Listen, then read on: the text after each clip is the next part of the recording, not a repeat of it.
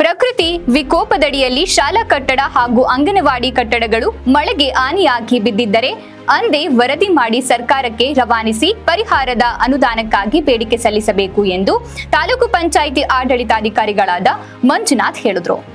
ಸಮಗ್ರ ಕೃಷಿ ಪದ್ಧತಿಗಳನ್ನು ಮಾಡಲು ಸಾಧ್ಯತೆ ಇದೆ ಅಂತಕ್ಕಂಥದ್ರ ಬಗ್ಗೆ ಒಂದು ವಿಚಾರ ಸಂಕಿರಣ ಇದು. ಸೊ ದಯವಿಟ್ಟು ಎಲ್ಲ ಲೈನ್ ಡಿಪಾರ್ಟ್ಮೆಂಟ್ ಅಧಿಕಾರಿಗಳು with your contact farmers, progressing farmers ಜೊತೆ ಒಂದು ಸ್ವಲ್ಪ ಕಾಂಟ್ಯಾಕ್ಟ್ ಆಗಿ ಜಾಸ್ತಿ ಜನ ಪಾರ್ಟಿಸಿಪೇಟ್ ಮಾಡಿ.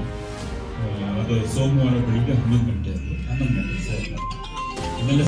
ಅವರು ನಗರದ ತಾಲೂಕು ಪಂಚಾಯಿತಿ ಸಭಾಂಗಣದಲ್ಲಿ ಆಯೋಜಿಸಿದ್ದ ಸಾಮಾನ್ಯ ಸಭೆಯಲ್ಲಿ ಅಧ್ಯಕ್ಷತೆ ವಹಿಸಿ ಮಾತನಾಡಿದರು.